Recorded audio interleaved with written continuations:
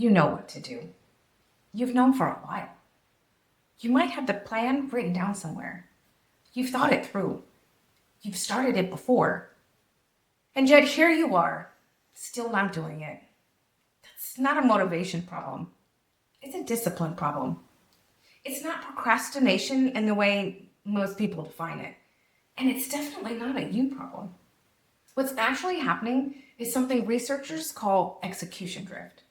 And once you understand what it is, you'll stop trying to fix the wrong thing. Here's what we've been told. You need more motivation. You need better timing. You need to stop procrastinating. You need to want it badly enough. You should rethink the decision. You should wait until you feel ready. None of that is actually the problem. Decisions don't fail because they were wrong. They fail because follow-through slowly erodes. You make a clear decision, you feel that initial rush of certainty, and then real life applies pressure. The next step that used to feel obvious starts to feel slightly harder, and that's where drift begins. Not in like some dramatic moment, in a quiet one. Tomorrow becomes next week becomes when things calm down. By the time you notice what happened, the decision is still very much alive in your head, but your follow-through hasn't matched it in weeks. I'm Dr. Amber. I build frameworks that help people close the gap between deciding and doing. And the pattern I see most consistently isn't people who don't know what they want. It's people who know exactly what they want and can't seem to keep moving toward it. That gap has a name, and it has a structure, and it has a fix.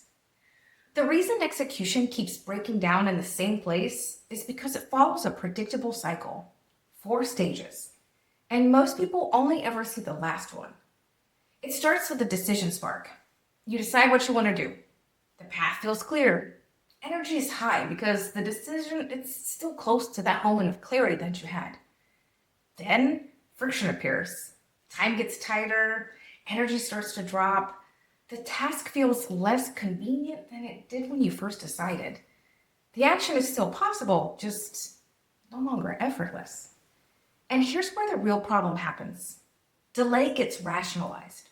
You start telling yourself a story that makes the delay feel reasonable. I'll do it after this week. I need to think about it just a little bit more. I want to start when I can do it right. This is the part that looks like procrastination from the outside, but it's not laziness. It's a rational brain trying to protect itself from discomfort. And then the 4th stage, decision drift. The original decision stays mentally active, taking up space, creating guilt and pressure, but your behavior, it no longer matches it.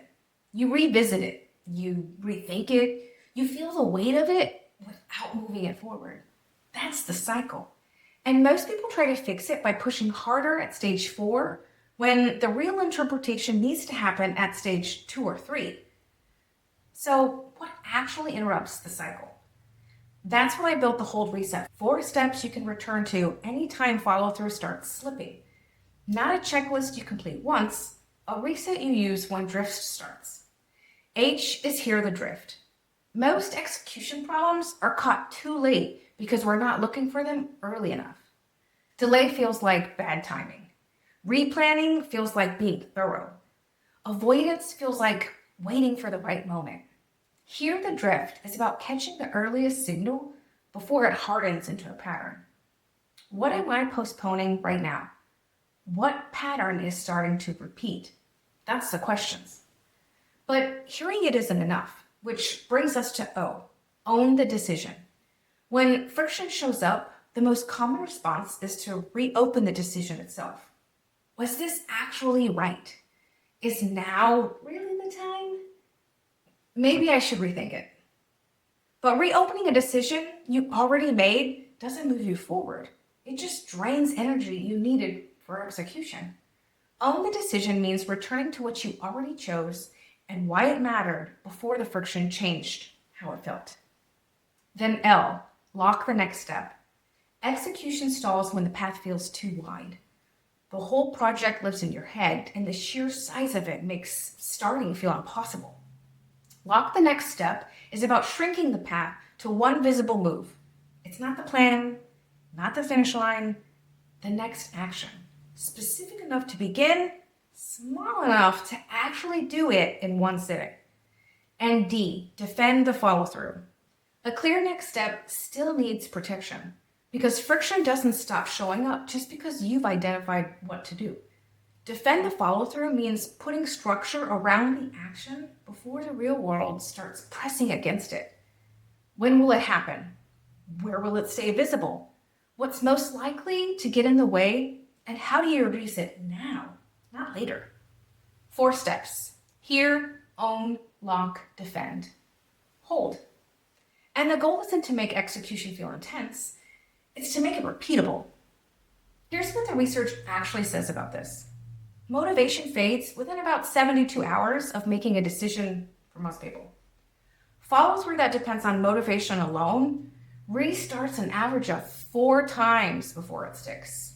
And the number one reason cited, it's not procrastination or lack of discipline.